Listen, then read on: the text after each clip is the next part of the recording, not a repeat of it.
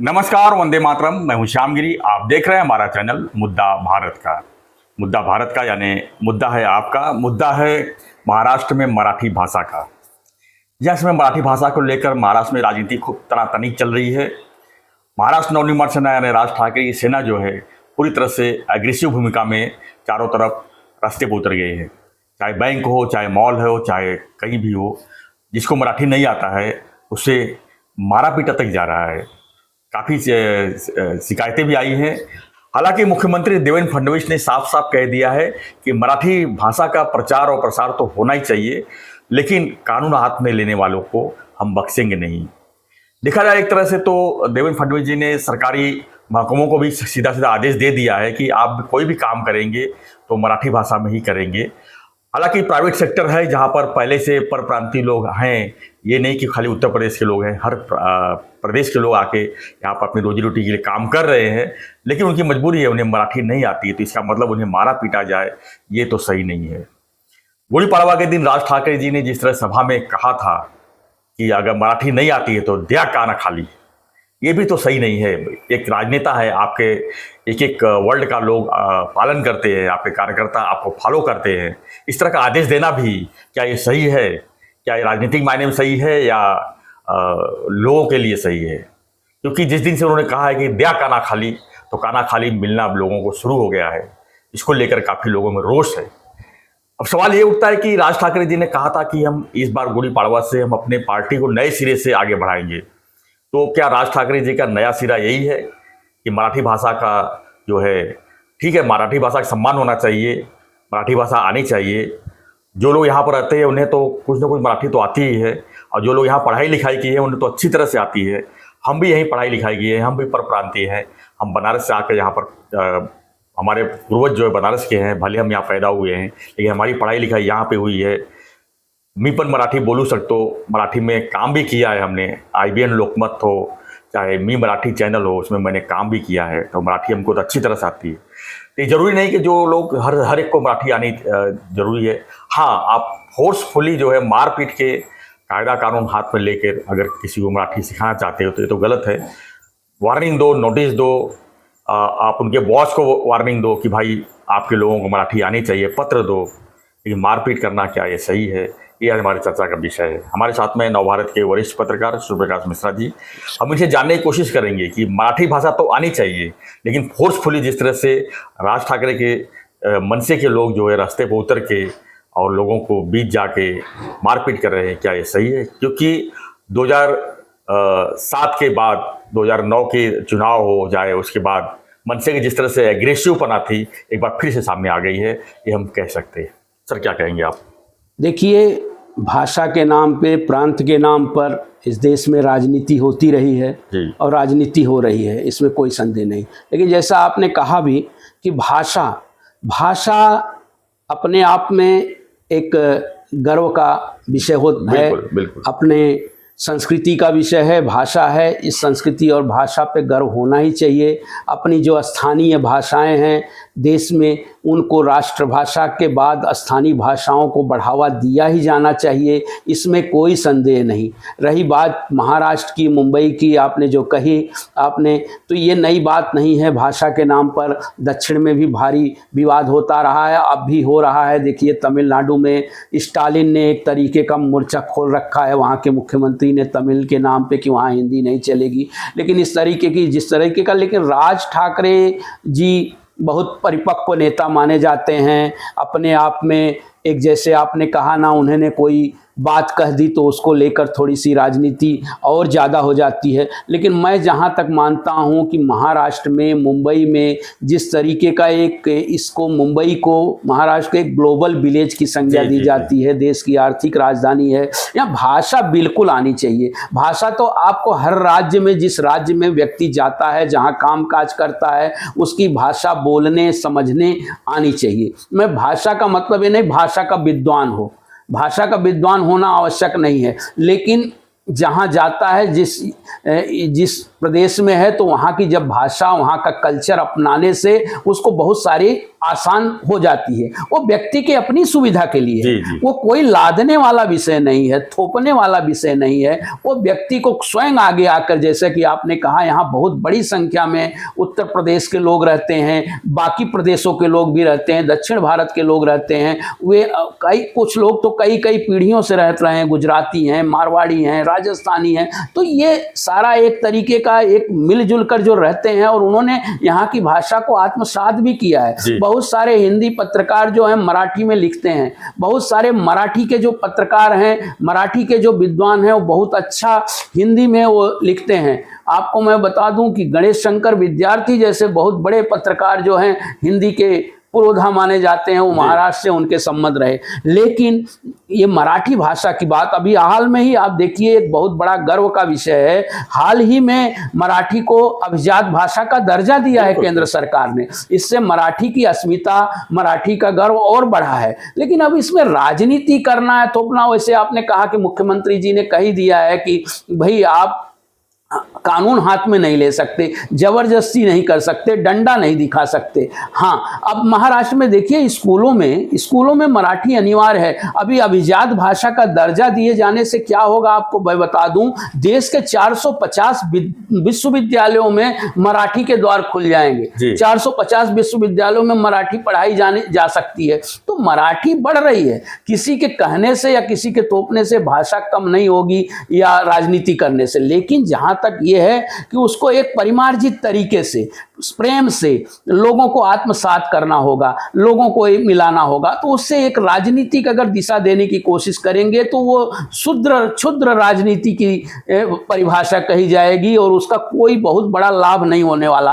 और महाराष्ट्र जैसे पुरोगामी राज्य में तो बिल्कुल नहीं होने वाला है। क्योंकि मराठी, आपको मैं बताऊं, संस्कृत जो सभी भाषाओं की जननी है, हमारी संस्कृत जो देवभाषा कही जाती है, इस देवभाषा से हिंदी से ज्यादा मराठी नजदीक है। बिल्कुल, मतलब संस्कृत से अपनी मराठी भाषा निकली हुई है, बहुत मैचिंग है। बहुत सारे शब्द जो मराठी के हैं, देखिए गेंद होती है, चेंडू जो है, तांदुल है, जो तांदुल जो है संस्कृत में ये चावल को तांदुलम कहा जाता है। तांदुल मराठी शब्द भी है, और संस्कृत बहुत सारे शब्द हैं। नीर है, जल का है। तो बहुत सारे शब्द जो हैं ऐसे वैसे के वैसे ले लिए गए हैं। तो भाषा भाषा तो एक बोलते हैं ना, एक संपर्क का माध्यम है, मेल जोल का माध्यम है। भाषा टकराव नहीं आनी चाहिए। भाषा मतलब भाषा से तो मेल जोल बढ़ना चाहिए। भाषा प्रेम का माध्यम है, भाषा संवाद का माध्यम है। तो जब संवाद होगा तब भाषा बढ़ेगी। जब संवाद आप नहीं करेंगे, जब मारपीट की भाषा करेंगे, तब कहाँ से भाषा आ गई। तो भाषा तब तो वहां पे तो बोलते हैं ना, तो फिर दुर्भाषा हो गई, और उसका कोई महत्व नहीं रह जाएगा। तो राज ठाकरे जी की जो नीतियां हैं, कभी कभी मुझे बड़ी हैरानी होती है। इसीलिए हम बार बार कहते हैं कि वो अपने विचार कब, कहाँ, किस तरह का यू टर्न लेते हैं, पता नहीं लगता है कि राज्य के इस स्टंट से, इस मराठी भाषा के मुद्दे से, प्रेशर से उनको क्या मुझे नहीं लगता कोई लाभ होने वाला है उनको। मुझे बिल्कुल नहीं लगता इसमें कोई लाभ। ये बहुत पुराना विषय था, जब स्थितियां ऐसी थी। बाला साहब ठाकरे जी ने भी एक बार इस तरह के मुद्दे उठाए थे, मराठी मानुस, मराठी भाषा नहीं, मराठी मानुस का मुद्दा। आज मराठी मानुस, आप बताएं, मराठी मानुस जैसे अभी पिछले दिनों उप मुख्यमंत्री एकनाथ शिंदे जी ने कहा कि भाई मराठी मानुस बड़ी संख्या में गरीब है, बेरोजगार है, झोपड़पट्टियों में रहता है, उसके जीवन स्तर को सुधारने का प्रयास किया जाना चाहिए। बेरोजगार है वो, उसको कहना चाहिए। मराठी ज़्यादातर मराठी यहाँ का 99.9% किसान है, उसकी बात की जानी चाहिए, उसके उद्धार की बात की जानी चाहिए, उसके उत्थान की बात की जानी चाहिए। ये भाषा एक जगह, ये राजनीति को अगर रख देंगे ना, तो उससे जो बोलते हैं ना, एक मटमैलापन आएगा, दूषित आएगा। उससे भाषा तो नहीं बढ़ेगी, संपर्क भी नहीं बढ़ेगा, प्लस लाभ भी नहीं होगा। यहाँ लोग, इसीलिए बताइए, यहाँ के बच्चे बाहर जा रहे हैं, इसलिए जर्मन भाषाएं सिखाई जा रही। बहुत अभी देखिए स्किल सेंटरों में भाषाएं दूसरी सिखाई जा रही है, कि इसलिए सिखाई जा रही ताकि वहाँ जब बच्चे जाएंगे तो वहाँ की भाषा वो पढ़ें और जान और अच्छे तरीके से आसानी से वहाँ घुले मिले। आप देखिए पिछले दिनों भले वो राजनीति का विषय माने, हम 2022 में इस तरह के कृपा शंकर सिंह जी ने एक मुद्दा उठाया था। यूपी के मुख्यमंत्री जी को पत्र लिखकर उन्होंने कहा कि एक वैकल्पिक भाषा के रूप में मराठी यूपी के विद्यालयों में पढ़ाई जानी चाहिए। मैं उसका समर्थन करता हूँ, पढ़ाई जानी चाहिए, ताकि बोलते थे कि बड़ी संख्या में वहाँ के लोग यहाँ आते हैं तो उनको भाषा समझने में उनने में आसानी हो। बिल्कुल सही है। इसी तरह अन्य भाषाएं भी पढ़ाई जानी चाहिए। हम कहते हैं कि वहाँ तमिल भी पढ़ाई जानी चाहिए, अगर जिसको इच्छा हो वहाँ जाए। अब देखिए आईएएस की नौकरी, ये यूपीएससी की जो नौकरी पास करता है और जो कैडर लेता है, तो वहाँ कैडर की उसको भाषाएं पढ़ाई जाती है। उस अधिकारी की, उस अधिकारी को वो कैडर जब आता है तो वो उसको मराठी पढ़ाई जाती है। जो महाराष्ट्र कैडर लेते हैं जितने अधिकारी, तो बिल्कुल होना चाहिए। इसी तरह हर नागरिक के लिए। लेकिन आम नागरिक अगर कोई आता है, गरीब आ रहा है, कुछ आ रहा है, अगर उसको भाषाएं नहीं आती तो उसको सीखने का प्रयास करना चाहिए। अब वो करना चाहिए, ठीक है, और जगहों पर है ही है। और आप चाहे सरकारी कंपनियों में देख लें, कंपनियां प्राइवेट में भी देख लीजिए, तो वहाँ भी एक होता है कि भाई मराठी यहाँ की ज़्यादा से ज़्यादा अगर आप भाषाएं, वहाँ के जनसंपर्क भाषाएं समझेंगे तभी आप व्यापार आगे बढ़ा पाएंगे।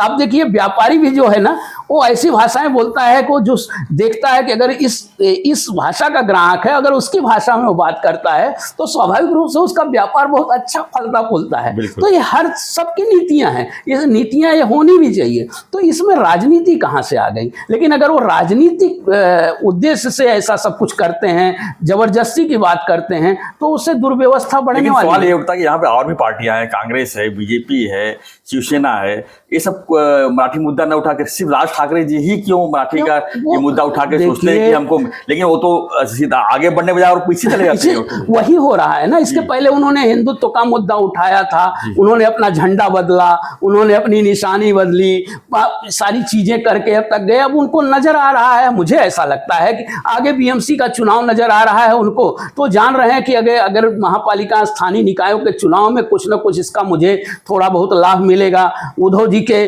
कुछ वोट हम काट पाएंगे। और बाकी पार्टियां देखिए, नेशनल लेवल की पार्टियां हैं, कांग्रेस जैसी हो पार्टी है, बीजेपी जैसी पार्टी है, और पार्टियां नेशनल लेवल की पार्टियां हैं, वो इस तरह से एक मुद्दे को, मराठी मुद्दे को हवा देकर वो जानते हैं कि इससे कुछ ज्यादा मिलने वाला भी नहीं है। आम मराठी मानुस को भी, आम मराठी व्यक्ति को भी उससे कुछ लेना देना नहीं है। हाँ, उसको अपनी भाषा पर अगर चोट पहुंचती है, उसकी भाषा पर, उसकी संस्कृति पर चोट कहीं से पहुंचती है, तब वो तिल मिलाएगा, तब उसको तकलीफ होगी। लेकिन भाई अगर उसका काम हो रहा है, वहां से ज्यादा अंग्रेजी बोली जाती है। देखिए अंग्रेजी विद्यालय में आप बोलते हैं ना, इनके ऊपर ऑर्डर इंग्लिश में होता है, इनके ऊपर आरोप लगते हैं कि ये नई पीढ़ी के हों, चाहे उद्धव जी रहे हों, चाहे राज जी रहे, मैं भी कहता, लोग कह रहे हैं ना, इन्होंने अपने बच्चों को हिंदी विद्यालय, मराठी विद्यालयों में पढ़ाया है क्या? और जो हिंदी की बात करते हैं वो अपने बच्चों को हिंदी विद्यालयों में भेजते हैं। आज उत्तर प्रदेश में अंग्रेजी विद्यालयों की भरमार हो गई है और हिंदी विद्यालय एकदम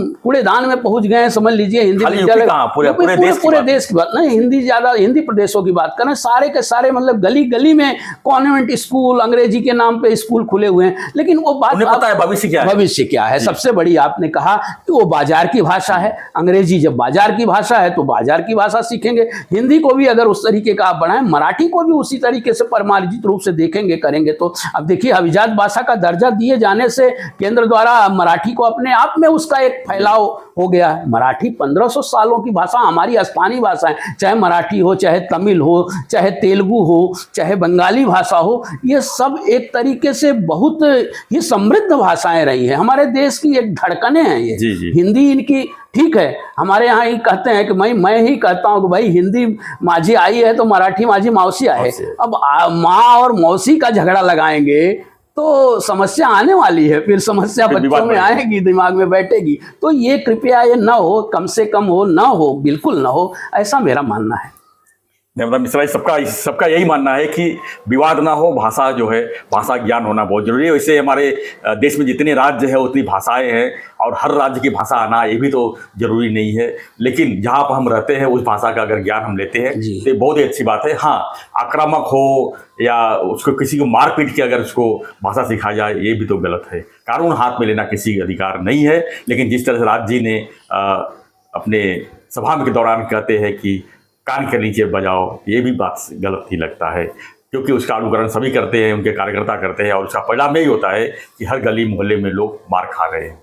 ये भी बात गलत है। तो फ्रेंड्स, आपकी क्या प्रतिक्रिया है राज्य के इस स्टंट के ऊपर? हमें कमेंट बॉक्स जरूर लिखिए और बने रहिए हमारे साथ, देखते रहिए हमारे चैनल मुद्दा भारत का। चैनल को ज़्यादा से ज़्यादा संख्या में सब्सक्राइब कीजिए, लाइक कीजिए, शेयर कीजिए। धन्यवाद सर, धन्यवाद। जय हिंद, जय महाराष्ट्र।